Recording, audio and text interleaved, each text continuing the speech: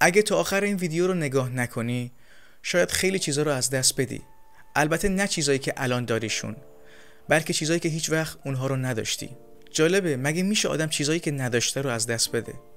نمیخوام اون آدم منفی نگره باشم که همیشه چیزای منفی میگه، اما باید این موضوع رو بدونی. ما چیزهایی که توی زندگی نداریم همیشه بیشتر از چیزهایی که توی زندگی داریم. پس باید این موضوع رو در نظر بگیری که ما همیشه داریم یه سری چیزا رو از دست میدیم. میدونم که ما هیچ وقت همدیگه رو ندیدیم و با هم آشنا نیستیم، اما میخوام این بار بهم اعتماد کنی، چون من اینجا نیستم تا مثل خیلیای دیگه وقتتو بگیرم و به تو چیزی اضافه نکنم. خب بریم سر اصل مطلب. دلیل راه اندازی این کانال توسط من چیه؟ قبل از اینکه ورود کنم به این قضیه دوست دارم یک سری موضوعات رو برای شما توضیح بدم تا شما با دید بهتری این مورد رو درک کنید. اکثر آدما به دلیل نداشتن اطلاعات و کمبود اطلاعات یک زندگی سطح پایین رو تجربه میکنن و قبل از اینکه خبردار بشن زمانشون تموم میشه. نبود اطلاعات کافی توی زندگی باعث میشه که اونطور که باید و شاید نتونیم توی زندگی رشد کنیم و یک زندگی سطح بالا رو تجربه کنیم. به نظرت چه چیزی باعث میشه که این اتفاقا بیفته؟ سوال نپرسیدن. درسته؟ سوال نپرسیدن توی زندگی میتونه باعث خیلی از این اتفاقات بشه. و نکته جالب اینجاست که خیلی از ماها نمیدونیم حتی چطور باید سوال بپرسیم. خیلیامون فکر میکنیم که سوال پرسیدن رو بلدیم، اما کاملا در اشتباهید.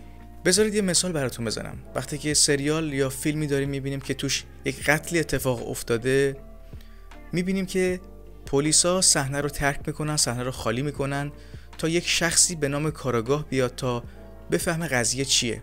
اما سوال اینه که چرا همون پلیسایی که سر صحنه هستن نمیرن جوابا رو پیدا کنن و منتظر میمونن که یک شخص دیگه‌ای به نام کاراگاه بیاد و بررسی کنه و بعد اون جوابها رو به اونها بگه و داستان رو در بیاره؟ جوابش خیلی ساده است، چون که اون پلیسا نمیتونن سوالای درستی بپرسن و اگه نتونن سوالای درستی بپرسن هیچ وقت نمیتونن به جوابهای درستی برسن. دقیقاً کاری که ما توی زندگیمون با خودمون داریم میکنیم. دیگه فکر کنم تا الان موضوع رو خودت گرفته باشی.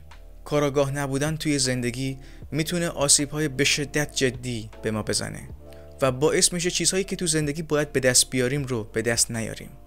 این کانال قرار منبعی باشه از درس‌ها و شکست‌هایی که توی زندگی بهم یاد دادن هر روز بهتر و بهتر بشم.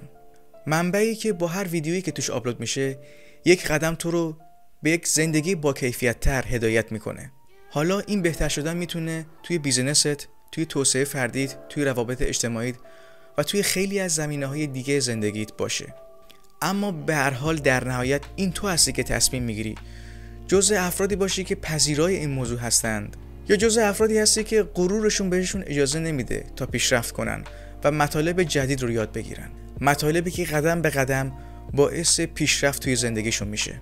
البته خود من جزء گروه دوم بودم و وقتی که تصمیم گرفتم وارد گروه اول بشم اتفاقای فوق‌العاده‌ای افتاد. اگه بتونی این 5 موردی که میگم رو توی زندگیت اجرا کنی بدون شک در نهایت تو پیروز میشی.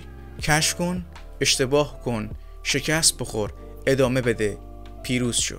روز اولی که پیج اینستاگرام خودم رو شروع کردم 80 تا فالوور داشتم و تونستم توی 3 ماه پیجی که 80 تا فالوور داره رو به 70 کی برسونم.